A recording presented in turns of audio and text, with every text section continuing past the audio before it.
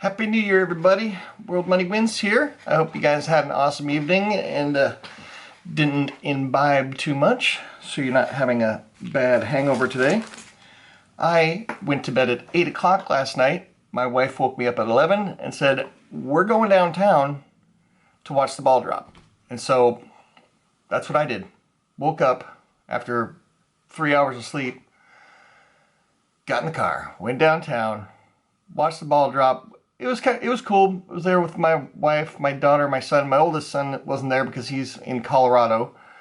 And then my son's girlfriend was there. My daughter's boyfriend wasn't there because he's in California. So it was like a partial family thing downtown. It was pretty fun. I didn't have anything to drink. I probably should have had a couple shots of whiskey before I went. That would have made it a little bit more entertaining. But anyway, I'm going to show you something that Liberty Bleeds emailed me. He emailed me a couple emails with a bunch of different bars, and it's hard to really make out a lot of stuff on the bars through email. I discovered when I said, hey, send me an email with the with your bar if you want me to look it up in the book. So this is the Maryland bar that he's got, and I could see it better in person. So the camera is not showing it as well as it could. So it's in Cuse on this side. So it's actually the Maryland is pushed in on this side, and on this side she's rising up out of it. So it's kind of like a Scottsdale stacker where it's on the back side, but I don't think they're stackable. But anyway, that's the Maryland bar, and let's see if we can swing you without getting any motion sickness. Boom! How was that? Let's see. Let's set this up. Kind of a pain in the butt to move the camera around like that, but anyway, let's get this out of there because it doesn't have to do with what I'm talking about right now. And this is pretty close in. So some things, when you send over, if you send me something to look up for you, it's really, you might want to take it out of the capsule actually, and then try and get like a super detailed picture where you zoom in on stuff so it shows up really good. So now what am I looking for? Looking for Maryland. So in the book here we've got a category of women. It's got Abigail Adams and Julia Grant and Joan of Arc, but it's not in there. She's not there. She's under a different category, so I had to do some searching. There's weapons, ships, sports, horse racing, presidents. Those aren't useful at all. Mother's Day mythology. Men. Gosh, the men's category takes up this whole other page over here. What else? Where are we? Oh yeah, Spegtacular. The Silver Stacular is doing a gold challenge. Actually, he started it in 2001. Or 2021, and he's continuing that to buy gold every month or every quarter. Here we go, found it. So I'll put a link to his New Year's Day video down below. I gotta remember to do that. Okay, got that. So it's under, I just had it. Oh, here we go. Entertainers. Movie, theater, music. And then we got here, Monroe, Maryland. There's a bunch of different ones. So we're looking for the one on page 34 because I've already looked this up. So we're going to run over to page 34. Bam! Look at that. It's right here. So the reason why I said the back is important, here's a picture of the back. From Colonial Mint. These are all different backs.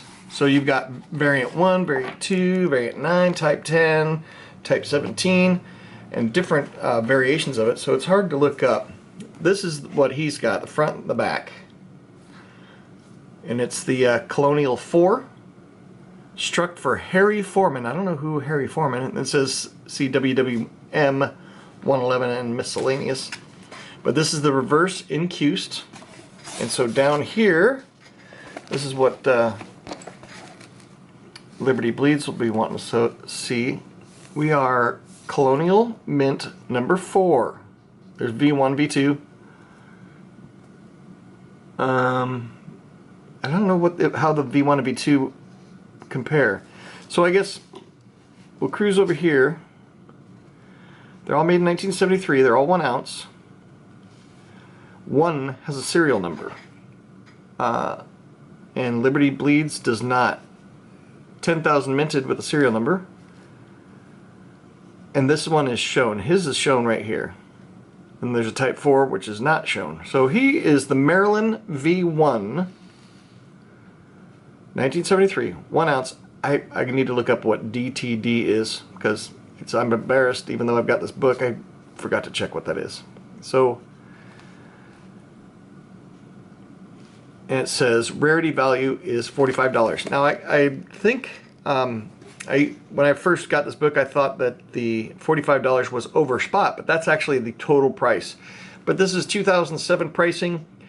Vintage is in a completely different category now. I would say this is at least a $100 bar. I mean, at minimum, I would say a minimum of $100, in my opinion. So I'm not an expert, but in 2007, I was a stacker in 2007, and I mean, nobody gave a crap about these bars. I mean, people would melt these things. All these different art bars, they would just melt them, or they were the cheapest you could get, was this kind of art bar. So, 45 bucks it says in here. It doesn't have the mintage, so the mintage is unknown. So, anyway, that's Liberty Bleeds. I'll keep looking at the other stuff that you sent me, Liberty, see if I can figure it out. There's a mint mark on one that I couldn't quite make out. It was a Indian head bar with the buffalo on the other side, and it's got a little teeny circle on there that has a mint mark in it. I couldn't make it out in the email. So you can text it to me, Liberty, if you want. Just take it out of the capsule and then take a nice clean the camera lens and then take a nice clean photo, and you can text it over to me. I'll look that one up too. And then whatever other ones you want, just send them one at a time. That way I can look it up, make a video, and then because if I did multiple bars in one video, that would take hours, and you guys would get really bored looking up Liberty Bleeds bars. But I think it's fun. Anyway, so Spegtacular's got the gold challenge, and today is New Year's Day, first day, so some of you may be waiting for New Year's Day to start the fractional gold fiesta challenge, but this is what I got for December. I started mine early, just because I'm just that kind of guy. So like, I don't do New Year's resolutions. Like this year on New Year's Day, I'm going to start eating healthy and go to the gym and all. I don't do that. I mean, if I'm going to make a New Year's resolution, I want to start it the second that I think of the idea. I think it's kind of it's kind of almost self-sabotaging if you go, I'm going to do a New Year's resolution and start it on January 1st. Well, why don't you start it like the week before or the month before? Why not? There's no reason. The date is arbitrary. So if you really want to do that thing or get in shape or eat vegetables or whatever it is, just do it right away. Don't wait. Oh, and one other thing. This is a squirrel moment. Go get your teeth cleaned. We're going into what we know is a challenging economic cycle. Getting tooth pain or cavities or having issues with your teeth in the middle of a catastrophe or a challenge, it's just not fun. Just go get your teeth cleaned and get a checkup. That way you get it out of the way before it's like an emergency. I'm old now, so I have to take extra good care of my teeth. Anyway, that's that. So this is what I got for December. I got the Aussie Nugget here for my 1/4 ounce. So the fractional gold fiesta challenge is you buy one piece of fractional gold per month. It can be either be a 1 gram, it could be a 5 gram, a 1/10 ounce, 1/4 ounce, half ounce, 1 ounce, 100 gram. I don't know, whatever you feel like you want to stack that you can do without stressing your finances every month. And the challenge I put on myself was to find the cheapest. So at the time I bought this Australian nugget, I got it from Bullion Exchanges. It was $540 at the time.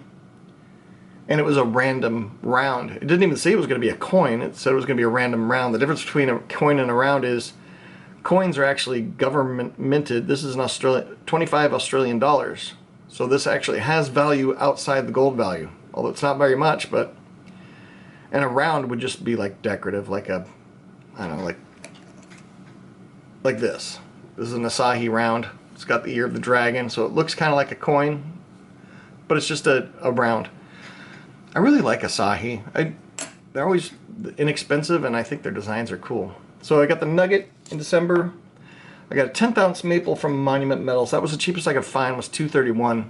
And I don't really knuckle down and dig super hard. I'll do a cursory research on what the cheapest price is, and I'll buy it wherever the cheapest price is.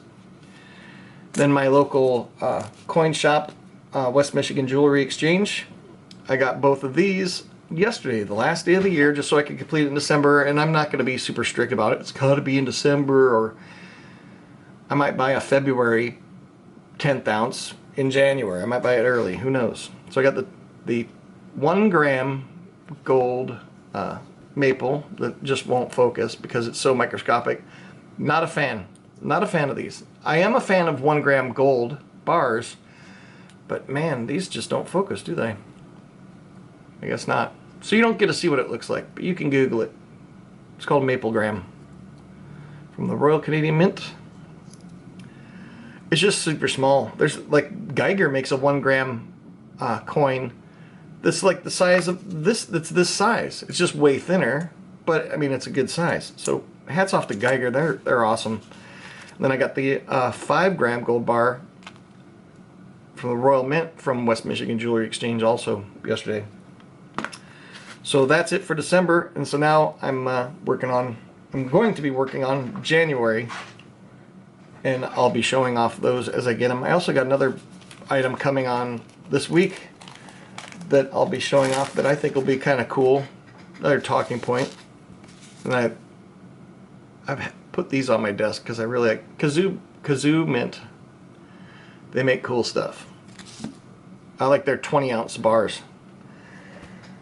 But I guess, what else? Oh, and always whenever you talk about fractional gold, especially 1 gram or 5 gram, you'll get people that say it's a horrible investment, it's a terrible thing to buy. You're never going to get your premium back, and that's only if you go to a dealer. If I took this back to the same dealer, I'd lose probably $10.